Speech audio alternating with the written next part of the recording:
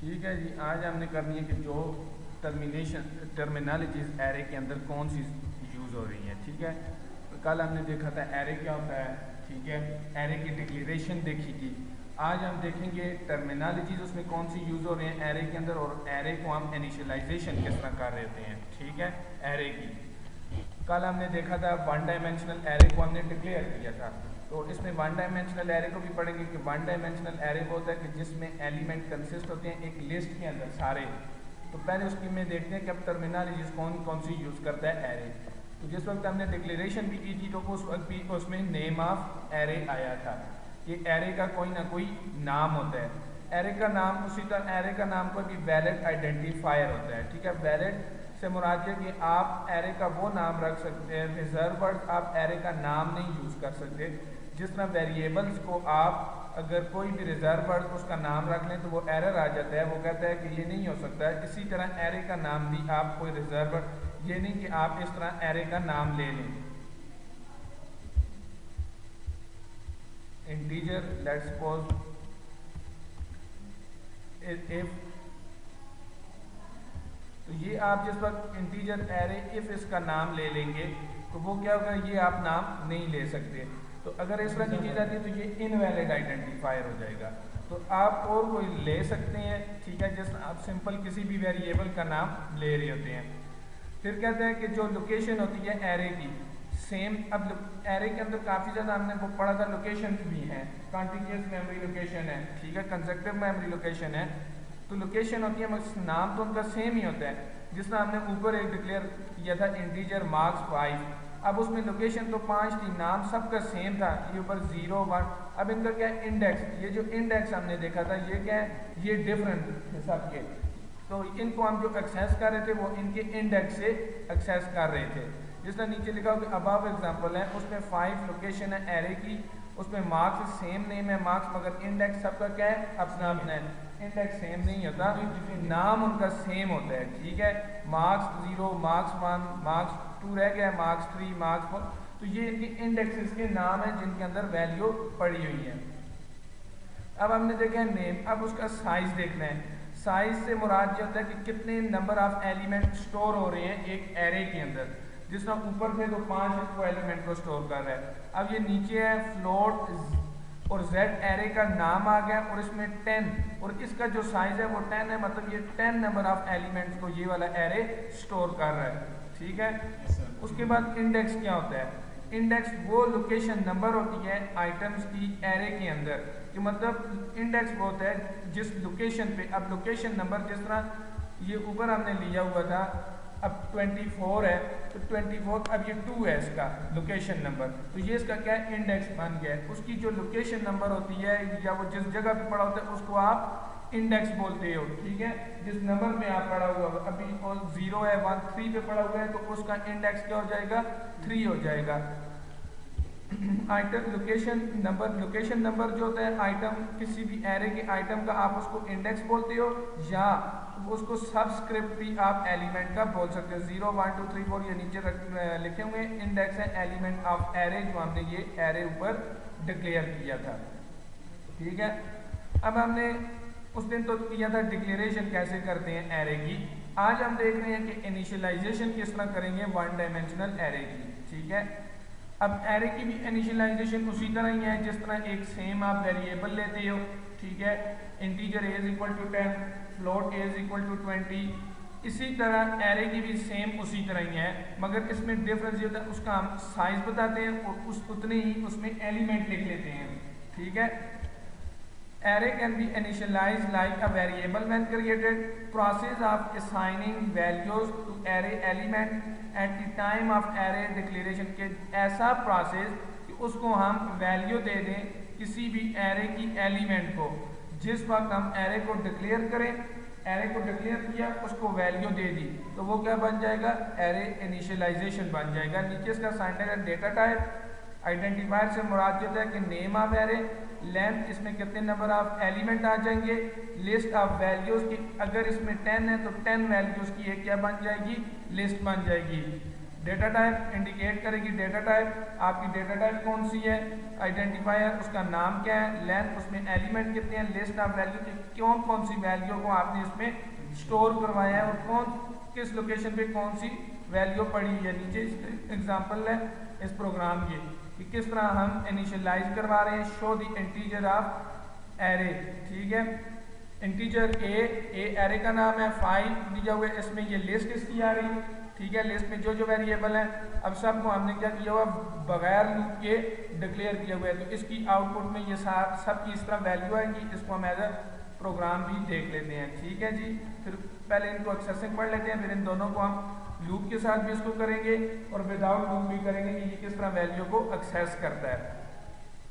Accessing and writing index in an array, ठीक है, accessing of array से मुराद ये होता है कि आपने जी इंडेक्स से कोई वैल्यू ले ली है, ठीक है, जिस तरह ये ऊपर हमने डिक्लेयर किया है 3 2 5 7, अब हम इसमें से वैल्यू ले रहे हैं, हम कहते हैं हमारे पास सारी वैल्यू शो होकर आ जाएं, तो इंडेक्स से आप कोई वैल्यू ले रहे होते हैं तो उसको आप क्या कहते हैं, एक्सेसिंग ऑपरेशन। तो राइटिंग से मुराद ये है कि जिस वक्त आप रिटर्न करते हैं, कोई स्टोर कर रहे होते हैं वैल्यूज उसके अंदर, जिस तरह ये हमने 5 लिखी है और इसके अंदर वैल्यूज स्टोर की हैं, उसके बाद इनको जब हम प्रिंट करवाएंगे तो वो एक्सेसिंग हो जाएंगी। इसके अंदर वैल्यू को स्टोर करना क्या हो जाएगा कि हमने राइटिंग कर दी है, उसके अंदर वैल्यू को स्टोर किया है किसी इंडेक्स के अंदर। एक्सेसिंग, अब हम एक्सेस किस तरह करते हैं एलिमेंट ऑफ एरे को, सबको 1 बाय 1, तो एरे का नाम आता है, ठीक है, वो नाम आप इसको मतलब एरे नेम, ठीक है, जो एरे का नाम होगा, ठीक है, मतलब जिस तरह ऊपर ये हमने किया हुआ है सी आउट ए क्या है एरे का नाम है और आगे उसका क्या है 0 इंडेक्स, तो उसका आगे इंडेक्स डालेंगे तो वो उसकी क्या करेगा, हमें वैल्यू लाकर दे देगा। तो अब ये लूप के साथ हुई है 5 वही वैल्यू है, तो इनको लूप के साथ हमने शो करवाया हुआ है। अब हम इसको C++ में एग्जाम्पल के थ्रू समझते हैं जी, ठीक है।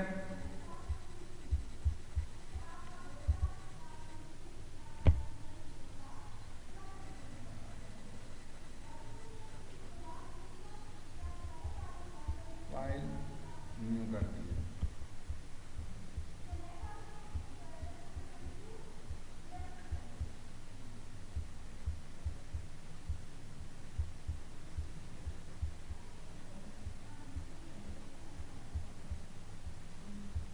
ठीक है। अभी पहले विदाउट लूप हम करते हैं जी, विदाउट लूप किस तरह होगा, ठीक है, hash include IO stream dot H, hash include कौन डॉट एच, ठीक हो गया जी। अब हम मेन पे आ जाते हैं, क्योंकि सबसे पहले कंट्रोल आता ही मेन फंक्शन पे है।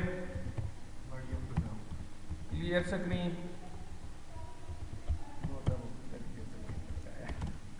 इंटीजर ए, अब देखो मैंने जिस तरह आपको बताया डिक्लेयर हम किस तरह करते हैं, पहले उसकी आ गई डेटा टाइप, ठीक है, डिक्लेयर किया, अब हमने इसका साइज कितना बता दिया है 5 बता दिया है, ठीक है। तो अब हम इसमें 2 पहली लोकेशन पे मैं स्टोर कर रहा हूँ, ठीक है, फिर 4 को मैं स्टोर कर रहा हूँ, फिर मैं 9 को स्टोर कर रहा हूँ, फिर मैं 10 को स्टोर कर रहा हूँ, 4 लोकेशन हो गई, फिर मैं 11 को स्टोर कर रहा हूँ, ठीक है।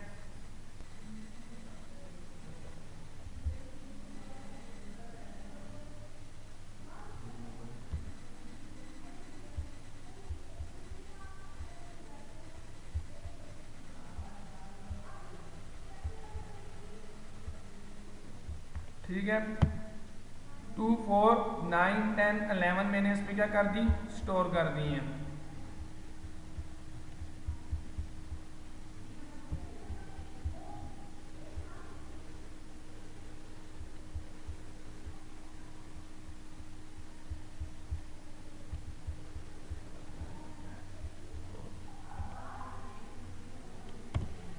ठीक है जी, अब हम इसको पहले तो हमने किस तरह किया हुआ था जी, बगैर लूप के, हम इसको जी देखेंगे ये किस तरह काम कर रहा है। इस एग्जांपल को हम करेंगे, ये एक्सेसिंग हो रही है एरे की एलिमेंट की यूजिंग लूप के साथ। अब देखिए हमने इनको देखना है कि किस तरह ये अलग अलग है, सी आउट, ठीक हो गया।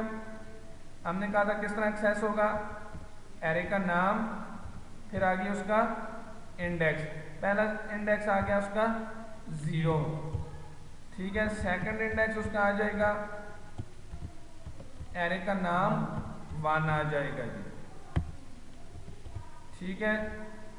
सी आउट 3, एरे का नाम अब उसका 2, 0 1 2 से जा रहा है ना, 1 बाय 1 जाएगा। सी आउट एरे का नाम और उसका इंडेक्स कितना हो गया, 3 हो गया। सी आउट है, ठीक है कैंसिल। सी आउट, सॉरी इनको छोटा ही रखना है, ऊपर ये भी छोटा है, एरे का नाम नहीं होगा, ये एरर देने लग गया है, मैंने समझा बड़ा है, ठीक हो गया जी। अब A4, अब ये देखो ये इसकी लोकेशन पूरी हो गई है। किस तरह पूरी हुई है, हालांकि उधर हमने 5 रखी हुई है, इस तरह पूरी हुई है कि ये स्टार्ट जो होता है इंडेक्स एरे के अंदर वो किधर से होता है, 0 से हो रहा होता है, ठीक है। यहाँ आगे ENDL भी लगा देते हैं ताकि वो नेक्स्ट लाइन में चला जाए, एक ही लाइन में ना हो।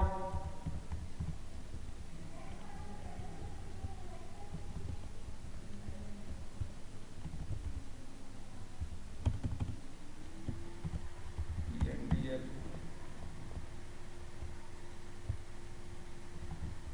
फिर इसी में ही लूप लगा लेंगे, ठीक है, दोबारा लिखने की जरूरत नहीं पड़ेगी। ENDL ठीक हो गया। अब हम नीचे इसमें getch यूज करेंगे ताकि स्क्रीन को भी क्या करें, रोके, ठीक हो गया। अब F10 प्रेस करते हैं, अगर एरर रन हो जाएगा,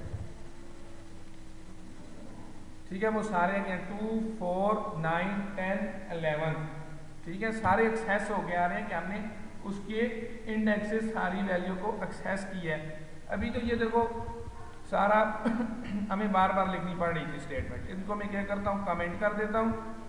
अब जब मुझे सारी बार बार लिखनी पड़ रही है तो फिर मुझे लूप का क्या फायदा।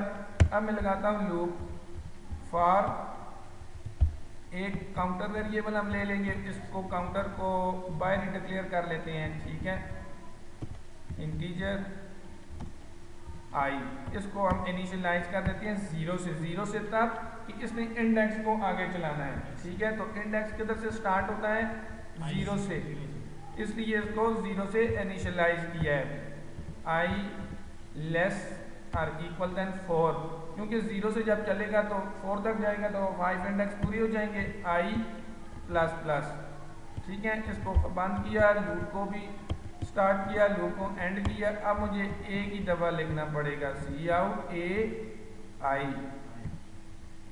ठीक हो गया, ENDL। अब मैं F10 प्रेस करता हूँ तो अब भी वही है। अब मुझे देखो एक ही स्टेटमेंट में करना पड़ गया है कि हमने एरे की वैल्यू को एक्सेस किया है यूजिंग लूप और विदाउट लूप भी।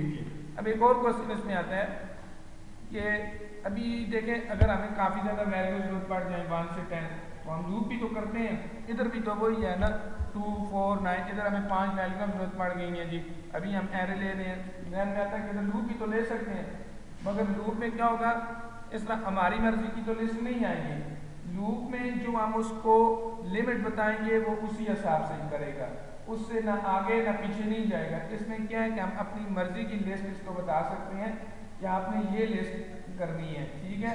उसमें ये नहीं था, इस वजह से हम किस में आए हैं, एरे में। लेट्स सपोज अगर हमें इस तरह की वैल्यू करनी पड़ गई है 24 25 26, तो फिर तो लूप तो उसका नहीं, लूप तो या तो चलेगा एक लिमिट से चलेगा, तो उसके लिए हम फिर एरे को यूज कर लेते हैं, ठीक है।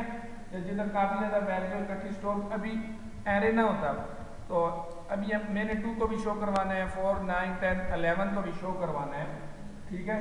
तो इनको जिस वक्त मैं शो करवाता तो मुझे इतने 5 वेरिएबल लेने पड़ते। अब उससे बेहतर है मैंने एक ही वेरिएबल लिया और उसमें सारी वैल्यू को स्टोर कर दी है।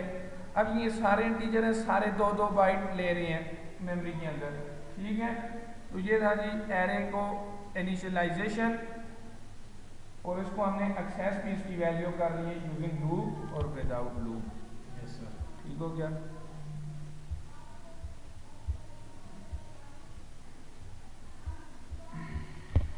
कोई क्वेश्चन हो तो